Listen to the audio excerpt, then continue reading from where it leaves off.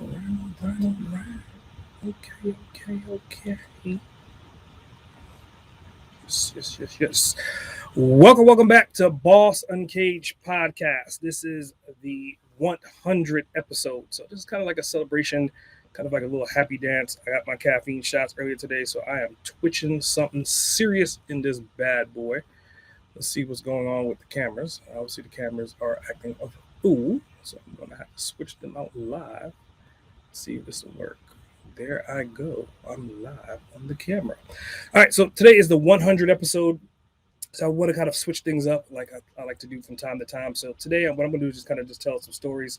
I'm going to go over what lessons that we learned so far on this journey of podcasting and what mistakes that we made. I'm going to talk about our favorite episodes and why, and then probably take a shot because the reality is I never thought we was going to make it to 100 episodes to begin with. It was kind of a concept that I threw out there. So first and foremost, I just definitely want to thank everyone that's an active listener. I love the feedback. I love the insight. I love, getting little text messages and the comments and the emails. And, again, this podcast is essentially for you. It's for business owners and entrepreneurs to help you on your journey by hearing other people's stories, other people's overcoming of their hurdles, things that they would do differently if they could do it again, and just their insights, their words of wisdom to kind of help you jumpstart. And if you're not an entrepreneur and you're listening to it, by default you are an entrepreneur because you are listening to it. You're just waiting to jump that broom. So just going into it, the first thing that I want to talk about is what did we really learn. We're going into season 3 that just recently started, and season 3 is a pretty decent planned out season, right, comparison to our season 1, where and that's the main thing that I want to talk about. It's the limitations, right? And season 1, I think the biggest thing that I could take away that I learned from season 1 and season 2 was surrounding myself with people that will stretch my vision. And I stretch other people's vision, but there's always another level. There's always somebody above you, or somebody that you can strive for, or somebody that you can reach out to talk to, and to get more insight to develop what you're trying to do, right? Because I'm not the first person to do podcasting, and I'm not going to be the last person to do podcasting, but you could always do podcasting better. You could always do marketing better. You could always do whatever you're doing better. So as the story goes, right, back in 2019, right, before Boss Uncaged was even in existence, my wife and we went to a podcasting convention. Because again, I was thinking about it, but I wasn't 100% sure. So we went to this convention in Atlanta, and it was a couple different speakers. There was a round table. There was different information. There was a bunch of other podcasters talking about. And again, I was really green at the time, so I'm sitting down, and this guy walks across the stage, and he starts talking about podcasting nonchalantly but matter of factly at the same time. And you can tell that he's been doing podcasting for a period of time.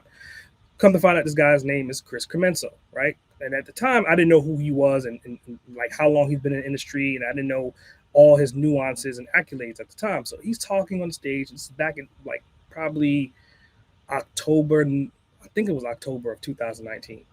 So he's promoting his book, and a lot of the strategies he was talking about were resonating with me. And then, shortly thereafter, February 2020 is when we released the Boss Uncaged podcast. And, he had a real big part of it. He had a book at the time. I read the book, took some insights from it. And I was like, I got nothing else to lose. Let me go ahead and jump and create this podcast. So, first of all, I want to say thanks to Chris. If it wasn't for Chris on that particular day, we may not have been where we are right now. Everything happens for a reason. We just happened to be at a convention. He just happened to be there because, again, he's from Florida and he was in Georgia. So the alignment of the moon, the stars, and everything was just perfectly aligned at that point in time for us to cross paths. So fast forward, right? So this happened February 2020 was when we launched Boss Uncaged for the first time. Meeting Chris was essentially October 2019. So if you go into like maybe summertime, I think it was closing like probably August, maybe July, the end of the summer, had an opportunity to then reach out to Chris again because I saw him, shook his hand, said hi to him, but we never really had any communication from that 6-month period. So I reached out to him and did like a paid consultation, kind of figure out like how do we grow this Boss Uncaged thing. Again, we was only 6 months in the game at that point in time, and everything that I know now, I sure as hell didn't know back in 2020. So did this call with Chris, and he dropped so much information, so many different nuggets, and I think it was a two-way street. We had to kind of go back and forth and play with it because he was saying that he usually doesn't do these consultation calls, And the only reason why he was open to doing the consultation call with me at that point in time is because I was highly responsive. He asked for some information, I delivered the information. He asked for particular things, I delivered it very quickly because, again, I'm paying to play, and I wanted him to take me on essentially as a client to kind of figure out what he was doing. So every penny that I spent on that was definitely worth it. So again, kudos to Chris. And then as time unfolded, through his emails and through his marketing, come to find out that, I think they were at that point in time, they had just been nominated for the Guinness World Record. And, I was like, what the hell? Like, what the hell does a Guinness World Record have to do with podcasting? So it kind of blew my mind. I was like, this dude is not only a podcaster, but he's going to the level to where he's attacking Guinness with like getting records. And I was like, holy shit, how do I become a part of that? So that kind of rolled into like my strategy. My next step was, okay, like, what do I do? Like, how do I even get on board his bandwagon? How do I become part of his family? How do I become part of that team to kind of figure out like what were they doing and also be a part of it as well? I wanted to give back to his community. Sure as hell, within like a couple weeks, I got an email saying that there's a call for speakers. That was the dawn of Podfest Global, Podfest Masterclass, and VidFest, which I spoke at all of them. But again, at that point in time, I wasn't really speaking on stages. I wasn't, a motivational speaker or influencer or, even thinking about course development and all this other stuff that I have right now. So I signed up, and sure as hell, shortly thereafter, I got accepted. Now, when I'm looking back at it, I'm just like, okay, did I get accepted because I had everything that was required, or was it that legacy? Was it me meeting Chris like the October before 2019? Was it me reaching out to Chris during the summertime? Or was it, these two different elements of time frames, did that compact to say, okay, I met this guy, I spoke to him, essay is okay, let's give him a shot, right? So again, thanks to Chris. So I got on the stage and, we did that maybe 3 or 4 times. And, obviously there's going to be more Podfests coming up to where I'm going to, be on that stage as well. But then fast forward to 2021, and holy shit, I'm starting to believe like the Matrix is becoming a reality to me to where I'm like, okay, I'm a podcaster now. I'm going to grow this monster. And again, going back to the information that Chris had told me back in 2020, and I'm taking these items and I'm heeding to them. I'm sticking to the script and I'm expanding and growing. And then I'm also becoming my own monster as well. And then sure as hell, March 1st of 2021, there was an opportunity for me to not only speak on the stage, but to be part of that new venture to where they were trying to beat their original record for the Guinness. So again, I want to say congrats to Chris because we just found out this week that not only did they beat it again, but this time I was a part of that. So this entire thing that I'm telling you, this entire story about like the lessons learned is the opportunities, right? If you are amongst yourself and you're only in your bubble, only in your world, you're missing out on larger opportunities because you're not stretching your vision. So in your circle of people, like the byproduct of a millionaire is other millionaires. The byproduct of the success is other successes, right? So if you're in that space to you're only holding information to yourself and you're not reaching out to people that are above and beyond or people that are at another level and asking them questions or paying to play with them, then you're missing out on huge opportunities. So if I didn't do those things and if Chris didn't accept me into his world and we didn't have that synergy, then I wouldn't be part of his Guinness World Record, right? So again, thanks to Chris, not only did I learn, not only did I grow, not only did I overcome these hurdles, but I also had an opportunity to become part of the Podfest family's history as well. So again, I just wanted to say congrats to Chris and his Podfest team because not only did they influence me, and Boston Cage probably wouldn't be where it is right now without them planting those seeds early on and then having an opportunity to be part of their Guinness World Record. So, I mean, again, like to me, that's like everything comes around full circle. Be a product of your environment. Make sure that you're always stretching your vision and stretching your goals. So moving on to like the next topic, right? And again, this episode is going to be a little bit different. I'm just going to kind of like just talk directly to like the nuances of what I've learned in the experiences. And obviously, I think this is kind of like celebrating our victory because a 100 episode is something that I've always deemed to be a landmark episode, like a real landmark episode. You can do 10 episodes to a podcast and then walk away from it. You can do 20 episodes and walk away from it. But once you get to the point to where you're at 100 episodes, it becomes the fuel to the flame, right? It's like now I feel like I'm an actual real podcaster. And it's not to do with imposter syndrome, not to say I wasn't a podcaster before, But now it's like you're going through that rite of passage. It's like, you were a kid, then you're a teenager, but at 100 episodes, like you become an adult in an industry to where you could become, a mentor, right? You could become a senior in this environment. So I feel like now, as Boston Cage has been on, going to our third year, like now we're in that space. So just talking to like the mistakes, right? And the mistakes are things that, you don't want to go back and necessarily change, because if they didn't happen, then you wouldn't have learned, right? So one of the biggest mistakes that I was fearful in the beginning, right? And again, I try to practice, and I do practice what I preach about being fearless all the time. But in reality, to become fearless, you have to face fear.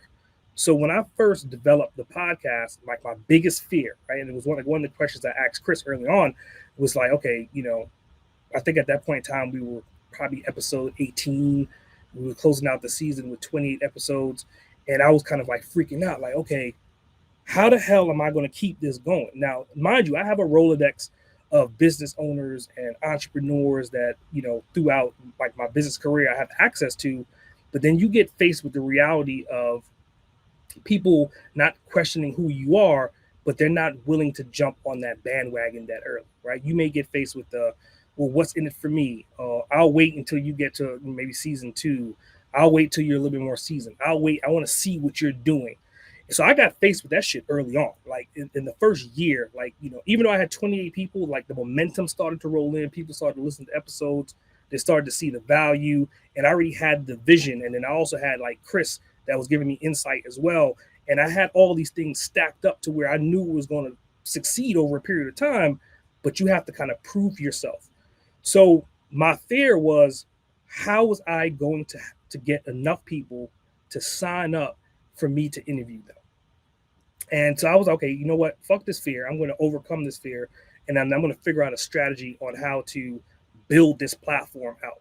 So season 1, we ended with 28 episodes. Season 2, we ended with like, I think it was 69 episodes, 68 episodes, somewhere along those lines. And that was the transition from me being fearful to me being more productive with what I was doing. Okay, the first year I was thinking too small. I was thinking about, okay, where's my next episodes coming from? Where's my next episode coming from? In reality, I was thinking wrong. The best way for me to kind of, if I was to go back and really think about it, was like, okay, not where my next episode is coming from. It's kind of like, where's my next teaching moment going to evolve from? And when I changed that vision, and I'm going to explain what I mean by that, is that I'm not thinking about the next interview. I'm thinking about the next opportunity. The next opportunity for me to tell someone else's story. A next opportunity for me to give someone an opportunity to tell their story.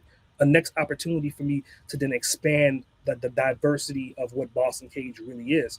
So between season 1 and season 2, thinking about the scale of things, right? Season 1, we were figuring it out. Season 2, then we became more international. And that's all because of the transitional moment, right? It was kind of me facing that fear and overcoming it. So we created a funnel. That's one of the biggest things that we ever did with the Boston Cage system, is that we created a onboarding funnel that allows people to then log in, tell us about themselves, tell them, well, like, what social media profiles do you have? What's your business? What can you give to our listeners? Do you have an image? So just by creating that system, it kind of released some of the stress, because we were pretty much in season 1 working from episode to episode, building out this content. Every single time we got a new interviewer, we had to go and search for their social media profiles, get their headshots, create bios, and it became like a huge task, right? In addition to that, it was okay, we were not really paying attention to downloads in season 1. We were not really paying attention to the reach that we potentially could get to. And once we started focusing on those elements versus focusing on who we're going to interview next, like strategizing more so on the results of the podcast versus the individual episodes of the podcast, that shit magnified like overnight. Like literally, we're at the point now to where we've interviewed people from Japan, Australia, UK, Canada, Africa, just to name some of the different countries around the world, right? In addition to that, like, this is episode 100. I'm doing a live episode right now, episode 100. But in our Rolodex of episodes that we have not aired, that have been already recorded, we're essentially going into episode 200, and we're already like organizing season 5. So I want you to think about that. Season 1, I was paranoid about having enough people. We only released 28 episodes. Season 2, we easily doubled that. But in reality, by putting these systems in place and signing up for like online stuff like matchmaker.fm, and it's to the point now to where literally per week we get somewhere between 10 to 24. um, I guess I'm trying to think of what's the best way to describe it. We get individuals that are recruiters that contact Boss Uncaged behind the scenes to say, hey, we have 5 people that we think will be a great fit for your show. Mind you, season 1, paranoid about having enough episodes. Season 2, saying fuck it, knuckling down, creating a system and growing it into a monster. And now in season 3, now we get 24 people, somewhere between 10 to 24 people per week that are raising their hands that are willing to be on the show. So again, this is kind of the proof is in the pudding. You have to kind of put the work in, get over the imposter syndrome, fight those hurdles, and then not only fight those, but put action behind them. And those actions will then turn into results.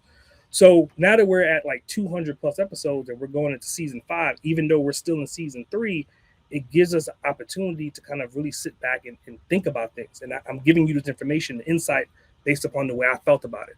And a lot of times feelings can kind of become a hindrance. It can kind of slow you down. It can pull you down. So again, if you're getting this, and I've gotten these questions a couple times here and there from other podcasters, like newer podcasters, it's like, yeah, how did you get to 100,000 downloads, right? And I told them some of the steps and strategies of what we've done to get there, and some of that may work for them right away, some of them may not. The goal is not to give up, is not to quit, is to figure out what the problems are and apply solutions, and then utilize those solutions to jump start into the next phase of whatever you're going to be. Because wherever you are right now, 6 months from then, 12 months, 18 months from then, you're going to be completely different. Again, we're on episode 100, and in season 1, I was worried about getting to episode 15. I was completely panicking about that shit. And now we're at the point to where we have 200 extra, we have extra 100 episodes that we haven't aired. And I'm not saying this number to impress you. I'm saying this number to say that if you apply yourself and apply strategies and knuckle down and create systems and put them into place, then you will get the results. So again, I was in disbelief, but I just wanted to kind of give you some insight to what we went through and where we are right now. Moving on to like favorite episodes.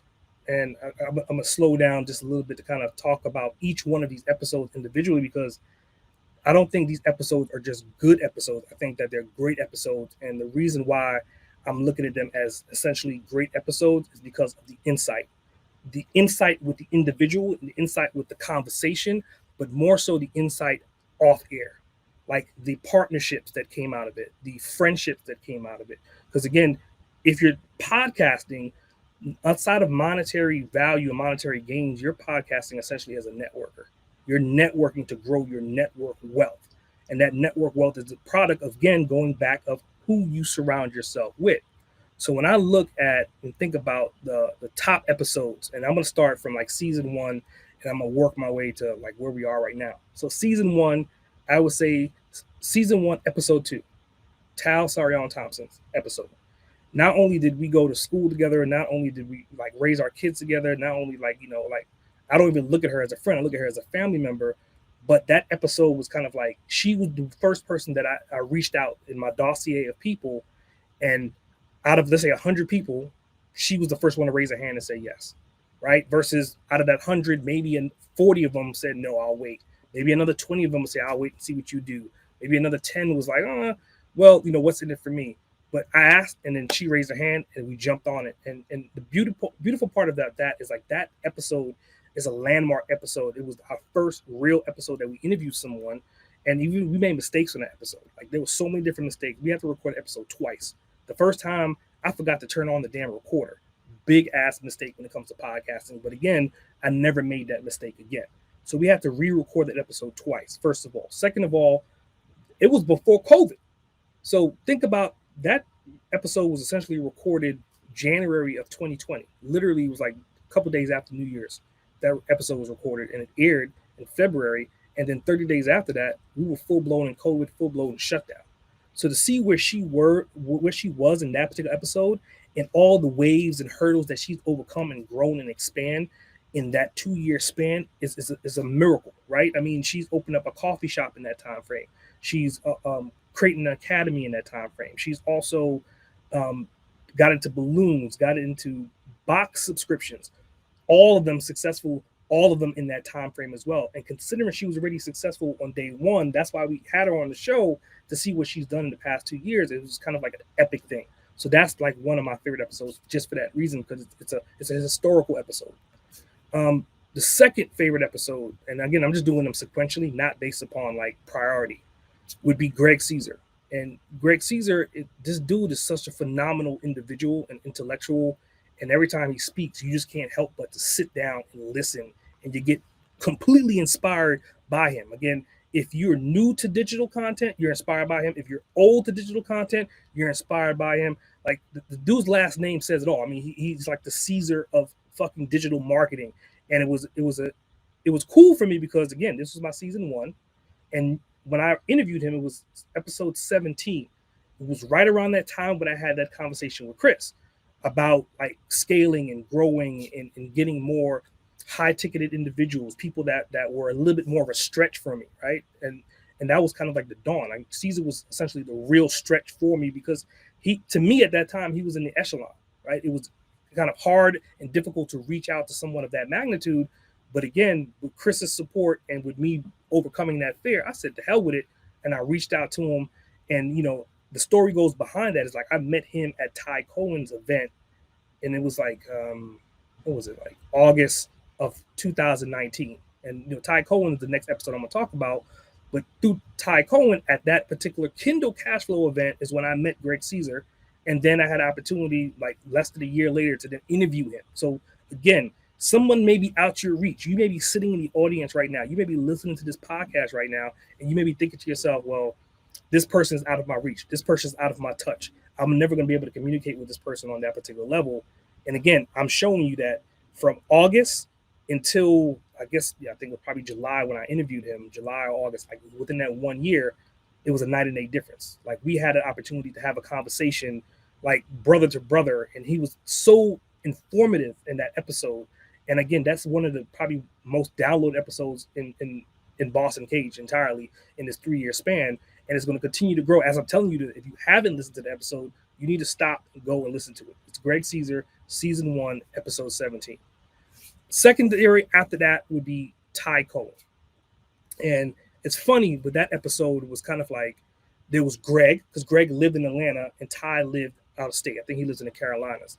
So it was a little bit easier for me to get in contact with Greg versus getting in contact with Ty Cohen. And I'm just going to tell you a little strategy behind the scenes. A lot of times when you see someone they're interviewing, let's say like Kardashians, if you get to the Kardashian level, you're interviewing them, 9 out of 10 times it's because you interviewed one of their friends. You interviewed maybe one of their associates. So guilty by association, if you could show them the resume of people that you've interviewed. Prime example, I interviewed Greg Caesar, and then I reached out to Ty Cohen. Because again, there was fear in that, right? There was opportunities, but I had to be able to seize these opportunities, and I wanted to be able to be not only comfortable, but I wanted to be effective in those interviews. So Greg Caesar interview gave me the audacity and the balls to say, okay, you know what? That episode was a great episode. Greg did his thing, and I followed Greg's lead on the episode. And like now I want to keep going. I want to keep going down this pipeline of individuals that have net worth in the millions, and I wanted to kind of pick their brains and be able to tell their stories and depict who they are. And that's when I reached out to Ty Cohen. So Ty got on, he was season 2, episode 2. And if you don't know Ty Cohen, just Google his name. I mean, he's been in magazines, he's been in articles, and he's known to be the Kindle King, right? And he the creator of Kindle Cashflow. And if you're writing books, like he has such a solid system to scale and grow. And part of what I do with Boss Uncaged is part of his system that I've adapted as well. So I definitely want to commend him and thank him for that. But I think that episode with Ty, it was a really long episode. I think it was like maybe 80 minutes or close to 80 minutes, whatever it was. But it was kind of like a really solid kind of heart-to-heart episode to where we really dove into who he was and how he became where he is. I mean, at that point in time, I think he was netting somewhere between $3 million a year. So and then before, he worked at like, I think it was a CVS or Eckerd's, and he was like a manager. So like, how do you go from that to that in that period of time? And he was really like telling the details and telling the nuances and telling step by step on what he did and how he overcame his imposter syndrome and how he moved forward and overcame his hurdles. And he had medical issues as well, how he pushed through that as well, and hearing doctors saying that you only have this amount of time to live. So hearing all that information, right, thinking about Tal's story, thinking about Greg's story, and then topping it off with Ty Cohen's story. So that to me was definitely a foundational episode for me personally, because it not only was an achievement for me, but it was also very insightful to for Ty Cohen to not only give an hour, 80 minutes of his time, but to give that much insight and intuition to our listeners at that time where Boss Uncaged was just essentially a year old. Moving on to episode 4. I would think my favorite episode would be Damon Burton. And again, it's ironically enough, it's season 2, episode 3, the episode right after Ty's episode. And the reason why I like Damon's episode is kind of like a personal thing, right? I found Damon, I think it was on Facebook. I don't know if it was an ad or a post or whatever it was. Again, me and Damon were completely cold. Like, we really had no overlap. Like, Greg and Ty, there was some synergy there. Like, Greg and Ty are really close. They're really bonded individuals. All right. And then me and Tal, we were bonded because we went to school together. But Damon was cold. So Damon was a real stretch for me because, again, I had no association. I had no indoor. I had no backdoor to say, hey, I talked to your boy or I talked to your girl before. It was me pushing my limitations, which goes back to, like I was talking about earlier, about being fearful and overcoming those particular hurdles. So when I reached out to Damon, it was like, hey, dude, I see what you're doing with SEO. I like what you're doing. I like your platform. I like your articles. I like your posts. And I went through a lot of his things that he had on the internet. And it was like, this dude, he has his shit together. So I was like, you know what? I want to interview you. So Damon was like my first cold, straight off the street without knowing what his answer was going to be, because I had no dossier of information to bring to him on the table. And he said, yeah. I was like, holy shit. Damon said yes. So then that turned into a conversation that we had on the podcast. And again, you can kind of tell in that episode, we were trying to figure each other out, because that was the first time we've actually had a conversation. Everything before that was messaging or email. So that was the first time we met, was on air on the episode. So by the time that episode ended and you fast forward to now, well, me and Damon, we talk pretty regularly at this point, at least once a week or every other week. And we're on Marco Polo. We'll send messages back and forth. I had an opportunity to go out to Utah and visit him for his 40th birthday. But that episode was a landmark for me in the sense that, okay, I went from not knowing this person to reaching out to them, to then having a conversation with them, to then after that episode becoming friends. So again, if you're in that space to where you're reaching out to people and you're scared of them rejecting you, you would get more results from reaching out and pushing past the rejections if you just overcome those hurdles. Because again, if I didn't do what I did, Damon and I never would have been in the same place at the same time. We never would have a conversation, and we never would have been where we are right now. So that's the lesson that I really learned by that episode. And it's a key episode for me personally, and why it's one of my favorites. Moving down to another one of my favorite episodes, which has been Lenny the Boss, season 2, episode 7. So Lenny the Boss kind of goes into that same atmosphere with Greg Caesar and Ty Cohen. Lenny the Boss is Ty Cohen's cousin. So you kind of see these integrated connections. But Lenny the Boss is just like, I met him maybe once at, I think it was the same time I met Greg and the same time I met Ty in person.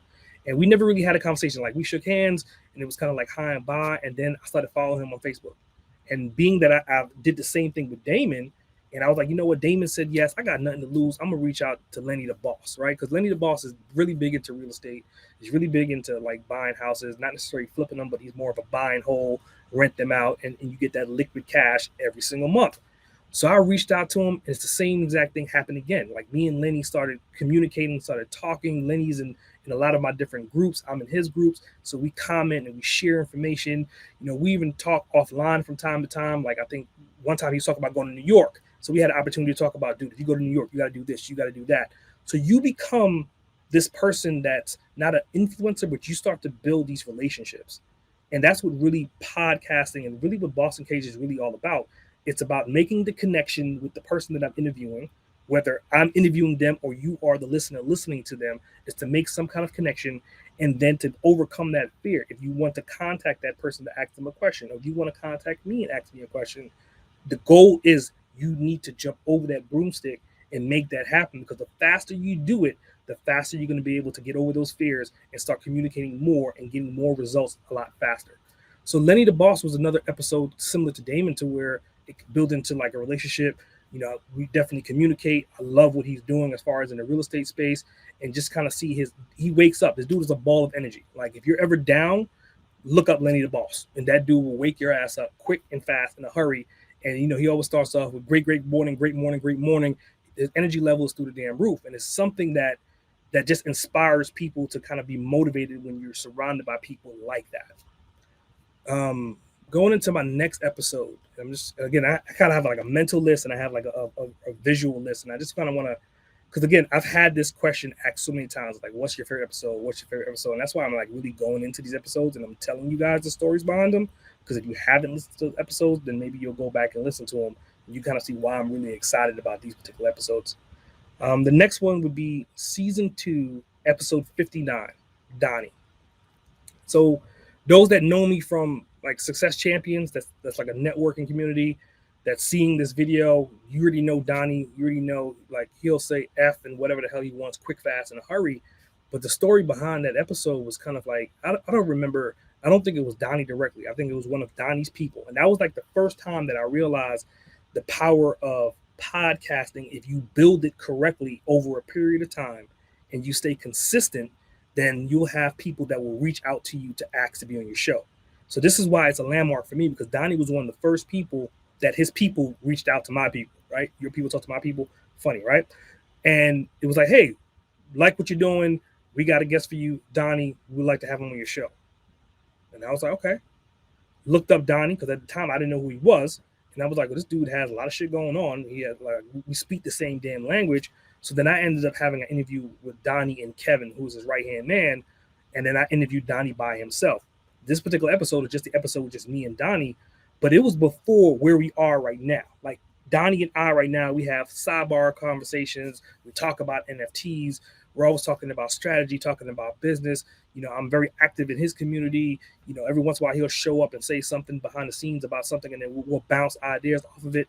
So again, it's a mixture between like Ty Cohen being a representative of directions that I want to go in, but at the same time, kind of like Damon and Lenny, in the sense that, okay, not only is it business and partnership, but it also became a friendship, and it also became more opportunities as well.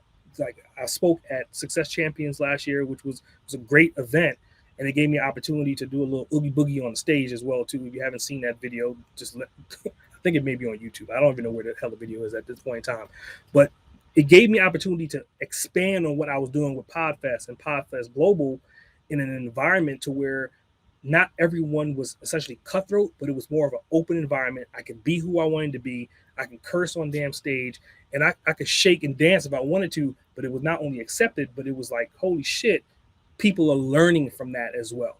So there was so many different nuances with me and Donnie on a day-to-day basis, and that's why I really love that episode, because where we were on that episode, it was kind of like me and Damon. We were just trying to figure each other out. And then you fast forward 6 months, 9 months, now we have partnerships and businesses, and now we're friends, and we have all this different ecosystem to where, he could talk shit, I could talk shit. We could sit down and drink a whiskey together, laugh about it, but again, progressively growing together. And that's what podcasting is really about. And then, like, going into like a couple others, like Mr. Burns, Justin Burns. He's another dude that I met through Greg Caesar, that was through a marketing event. And that episode is season 2, episode 64. And Justin is cool because he's a younger cat, like in the sense of, okay, you're 30, 40 years old. I think he's maybe like early 30s, late 20s, whatever it was. But he found a system early on to where, he went through the trials and tribulations. He created a platform called Maestro, which essentially is a platform that allows you to then create courses and promote them online. But even in that episode, he was talking about what he was doing, talking about his strategies and plays, but he's always reaching for higher goals. He's always looking for the same opportunity, but in a larger scale. So I just want to I love the episode because I've seen him. He's always been like this, always been 100% focused on the end results. And he just got one of his goals, right? One of his dreams was to have a TED Talk. So the reality is that he had his TED Talk, I think it was last week. He got an opportunity, and I think he went to Pittsburgh or Pennsylvania, or wherever it was. but he accomplished that goal. It kind of goes back to what I was saying about Chris Comenso, about, okay, the Guinness World Record, like who the hell does that? And then seeing Justin do a TED Talk, it's like, holy shit. Like, again, surrounding yourself with people that are not only giving you opportunities to communicate with them, but they're giving you opportunities to stretch your vision, to stretch your aspects, to stretch your goals. And again, if you stay in these circles and you can see what these people are doing, I mean, like Damon does so much shit for his community and gives so much back on a day-to-day basis. He's just a generally great dude. Lenny the Boss gives so much insight on like real estate. Donnie gives so much insight on like sales strategy, right? You know, Ty Cohen gives so much information about how to become a Kindle cash king, and Greg Caesar gives so much insight on just how to create systems through like Amazon, for example. And then again, you kind of hear me speaking, you hear me talk about the stuff that I talk about. Again, I'm a byproduct of all these different individuals and all these different podcasts, and I'm ever growing and ever evolving. And the goal for this podcast is to hopefully shed some of that on you. I want you to take some of what you're learning, some of the inspiration that you may be getting, and then taking action on that.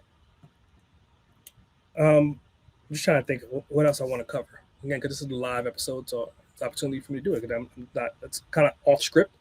And again, it's episode 100, and it's kind of mind blowing for me sitting here thinking about it right now. It's like we made it to episode 100, and like we have so much more episodes, there's so much more to do. This is not the end of the end. This is like the real beginning for me. And I always make that statement to say you're not a real podcaster until you hit 100 episodes. So now, like, I'm like, holy shit, I'm a real podcaster. Like, this is my shit. This is what I'm going to do. This is what I enjoy doing. So part of that is just kind of like going back to like the fear thing. And the last episode I want to talk to is Jacqueline Wales, which is season 2, episode 56, essentially our 84th episode. And I remember that episode very vividly because Jacqueline is I don't know how old she is, but she's an older lady. And her entire thing and the entire thing that she sells and promotes is about being fearless. It's about overcoming hurdles. And that episode resonated with me so much because she was saying that she grew up in Europe. She had kids in Europe, and her kids were like, under the age of 10. And she used to put them on the bus and the transit system overseas by themselves and pretty much tell them information and tell them to figure it out. She made her kids so self-sufficient, and to the point to where she's older now in the US, and she's teaching that same element of being self-sufficient, overcoming the fears, and that's her brand. It's like, how do you become fearless and factor that into whatever you're doing? There's always going to be fear, but how do you overcome that fear and progress and move forward? And every one that I talked about, all my favorite episodes, every single one of them, whether they stated it on the episode or not, all of them had overcome some kind of fear or some kind of challenge. So closing out, talking about Jacqueline, it just makes sense. It's just kind of like, dude, the only thing that's going to hold any individual back is the fear of failure, which was something that I had to face as well too. But once you pass that, and then you start to sail, you start to see opportunities, and you start to seize them, you start to conquer, and you start to kick in damn doors, then you're never going to look backwards. And the fear becomes more so fuel for your flame. So going into like closing, right? I always like to set these goals. Like anytime I have an episode like this and I'm talking to you, the listener, I want to set goals. I mean, before we talked about our 10,000 download goal, then went to 20, and we got to the point where we got 100,000 downloads. So now it's at the point, like, if you're getting value from Boss Uncaged, I would ask you to go and leave a review on Apple Podcasts, right? And again, I'm setting the bar, right? Right now, our current reviews are at 405 5-star reviews, right? And again, I don't really compare my reviews or compare what we're doing with Boss Uncaged with any other platform. So I don't know if 405 is high. I don't know if 405 is low. And at this point, I really don't care about that number. What I do care about is reaching the next goal, which is 1,000 reviews, 5-star reviews. And again, that's going to help us not only encourage us to create more content and to help influence other business owners and entrepreneurs, but it will help other people find Boss Uncaged as well too. So if you're getting value from what we're delivering, if you're getting value week to week on information and the people that we're interviewing, and again, I'm going to continue to keep stretching my vision and stretching out my goal and reaching more and more people to get them on the show to tell their stories. If that's helpful to you, then by all means, if you don't mind, please go and give us a review on Apple Podcasts. The goal is we want to get to 1,000 reviews this year. And again, we're close to halfway there. And again, why not, right? So we're conquering fear and we're overcoming these particular hurdles. So 1,000 seems to be pretty obtainable.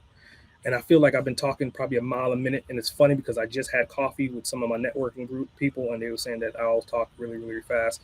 And I said I was going to slow down. And obviously, I didn't slow down this episode because I'm amped up and I'm excited. And I'm, again, I'm high on caffeine as well, too. So that kind of adds to it as well. So, again, before I close out, let's get a shot. Get a shot of whiskey, one of my favorite whiskeys. Yes, Japanese whiskey. And the little thing on the top is a little device. When you get to the point where you have teenagers in your house, you have to start locking your liquor just in case. That's what this is. I'm going to go ahead and crack this sucker open, get my Japanese whiskey popping. And I want to close out with a particular quote. And it's a quote from a dude that, if I can get his ass on this podcast, it would be damn, again, kind of conquer fear and push forward. So the quote is, "I'm not afraid of dying.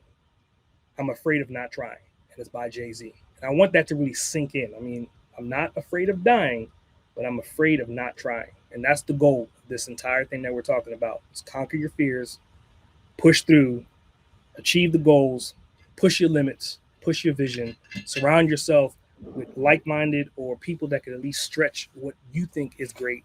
And that way you can see what greatness is really about. S.A. Grant, over and out.